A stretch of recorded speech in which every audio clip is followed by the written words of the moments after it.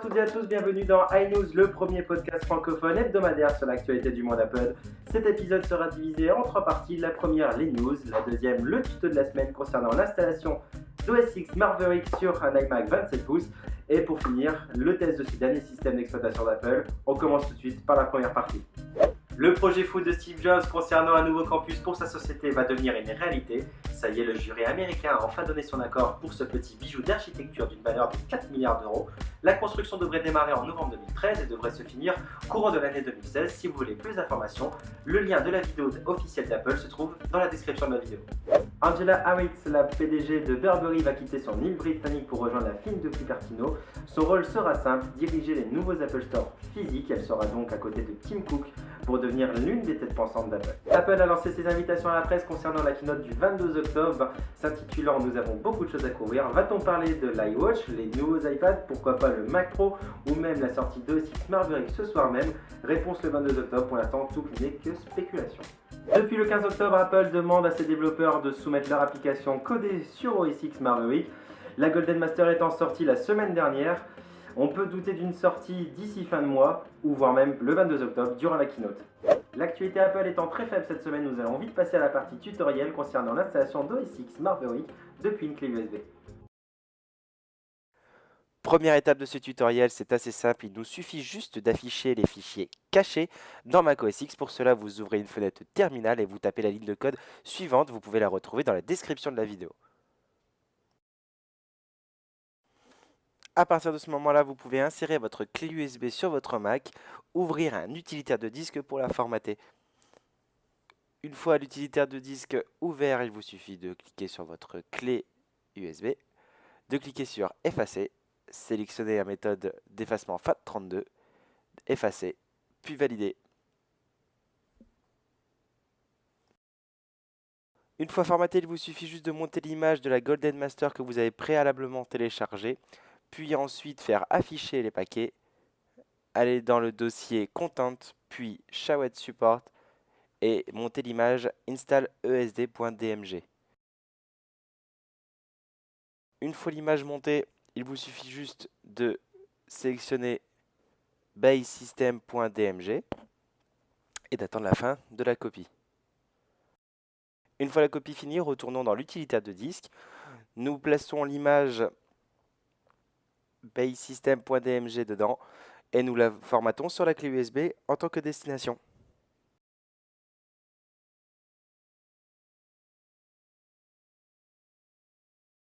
Une fois la copie terminée sur la clé USB apparaît devant vous. Vous pouvez aller dans le dossier System, puis Installation et supprimer le raccourci Package.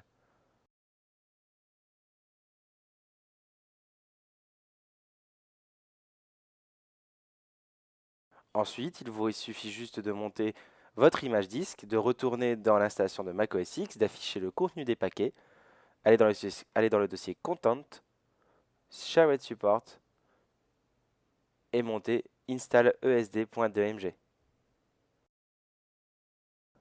Lorsque l'image est montée, il vous suffit juste de prendre le dossier Package et de le remplacer à l'endroit où vous avez supprimé le raccourci Package précédemment.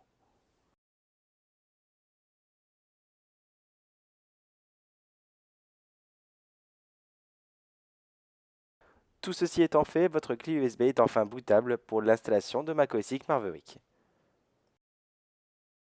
Tuto à la lettre, vous pouvez insérer votre clé USB si ce n'est pas déjà fait dans le port USB, démarrer votre Mac tout en appuyant sur la touche Alt. Une fois le Mac démarré, vous arrivez sur le programme d'installation de macOS X. Je vous conseille de faire précédent pour sélectionner la langue qui doit être le français en langue principale, et d'accepter les contrats d'utilisation d'Apple, de sélectionner votre disque dur sur lequel vous voulez installer l'OS, et puis d'attendre la fin de l'installation. Cela dure environ 43 minutes sur un disque dur SSD hybride. On l'a fait le test sur un disque dur classique mécanique, ça prend aussi à peu près une quarantaine de minutes. Dès que l'installation est terminée, il vous suffit de cliquer sur le bouton redémarrer et d'attendre que votre Mac redémarre sur le système d'exploitation OS X Maverick.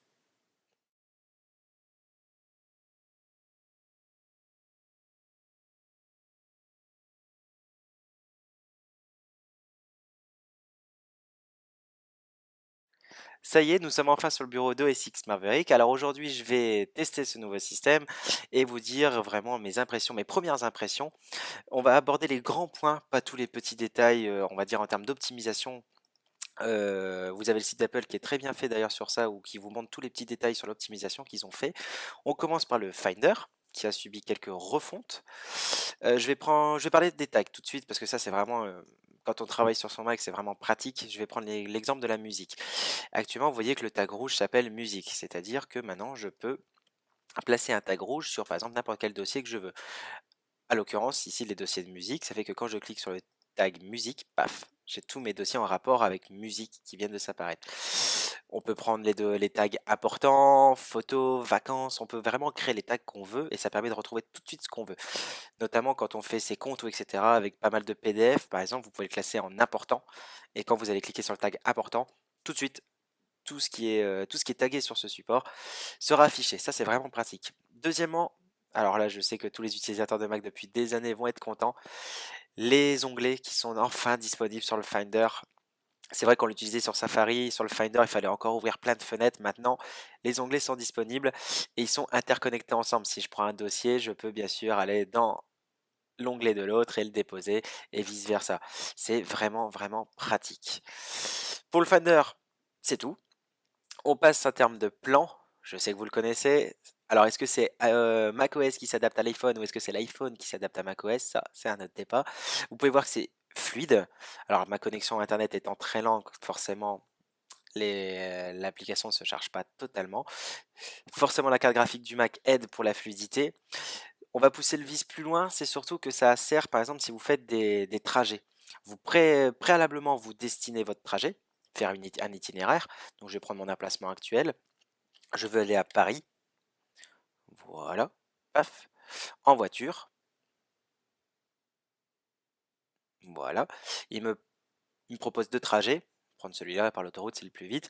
Et derrière, je peux directement l'envoyer à mon iPhone. Quand je vais dans la voiture, je récupère, démarrer l'itinéraire et j'ai plus besoin de retaper sur mon téléphone l'itinéraire. Ça, c'est pratique. Encore une fois, Apple essaye de simplifier l'utilisation de tous ces appareils et en même temps mettre en valeur le côté iCloud. Pour plan, cela est fini. iBook directement en natif sur Mac OS X. Alors c'est vrai que j'ai pas de livre donc j'ai pas pu le tester, mais d'après les vidéos que j'ai vues sur internet, cela reste comme sur l'iPad ou sur l'iPhone, c'est exactement la même interface et comme d'habitude, iTunes et iCloud va connecter tous vos appareils et dès que vous téléchargez un livre sur l'un, sera disponible sur l'autre. On va parler peut-être en termes d'optimisation de logiciel. Mission Control qui a complètement changé en termes de multi-écran. Si vous avez deux écrans avant, quand vous passez une application en plein écran, les deux écrans se mettaient en pleine application. Bon, ça a limité pas mal l'utilisation. Or, maintenant, j'ai fait le test. J'ai l'Apple TV qui est juste à côté de moi. J'ai Final Cut, le logiciel de montage qui est devant moi. Et de l'autre côté, j'avais iTunes. Les deux, maintenant, je peux les mettre en plein écran. Et mes deux écrans sont complètement séparés et indépendants. C'est comme si vous branchez deux Macs à chaque écran. C'est difficile à expliquer. Mais comme si vous branchez deux Macs à chaque écran et vous pouvez gérer totalement votre espace de travail. C'est super pratique quand vous faites du montage, de la musique, de la composition, des choses comme ça, et que vous voulez avoir une page à côté avec un logiciel qui tourne en plein écran. C'est super pratique. En termes d'optimisation, Safari a vu une légère refonte. On voit le fameux flat design d'iOS 7 qui a été mis en place. Tous les adorateurs d'Internet Explorer vont être contents. La barre de signer maintenant se retrouve sur le côté. Vous l'avez aussi disponible en haut. Apple a optimisé son scrolling horizontal. Alors sur un Mac puissant, ça ne se voit pas du tout. Par contre, sur un ancien Mac, ça se voit. Le scrolling est vraiment beaucoup, beaucoup, beaucoup plus fluide. En termes d'optimisation, toujours, Safari tourne actuellement en premier plan, c'est-à-dire que tous mes composants d'ordinateur se focalisent sur cette application-là. Derrière, si je ouvre iTunes, paf, le processeur écrase le processus de Safari, le met en pause, entre guillemets, et se concentre sur iTunes. Encore une fois, ça se voit sur les anciens Mac et non pas sur les nouveaux. Par contre, c'est encore une fois de l'optimisation. Sur des tâches comme le jeu vidéo ou le montage, vous le voyez, vous gagnez vraiment beaucoup en performance sur ça. Dernière chose, un dernier né d'iCloud, Keychain ou alors trousseau en français. Quand vous allez dans les paramètres d'iCloud, vous pouvez voir ici que le trou soit apparu, il va enregistrer tous les mots de passe que vous allez donner sur les sites internet ou même sur les applications, etc. Et ça va les mémoriser sur iCloud. Sur votre iPhone, sur votre iPad, vous n'aurez plus besoin de taper vos mots de passe. Encore une fois, ça simplifie tout l'écosystème Apple et ça peut être vraiment pratique. Voilà mes premières impressions sur macOS X Maverick. Pas de refonte grande du système, pas de refonte graphique, c'est encore une fois de l'optimisation comme ce qu'on a eu entre Lion et Mountain Lion. Ça reste de l'optimisation. Par contre, on sent vraiment que le Mac est beaucoup plus léger et beaucoup plus réactif. J'espère que le premier épisode d'iNews vous a plu. On se retrouve la semaine prochaine pour le deuxième épisode. On va faire un tuto spécial pour les possesseurs d'anciens Mac qui ne peuvent pas utiliser le mode AirPlay sur leur Apple TV. Grâce au petit logiciel que je vais vous donner, vous pourrez faire comme avec les nouveaux Mac, c'est-à-dire du AirPlay. Voilà, sur ce, restez connectés et bonne semaine.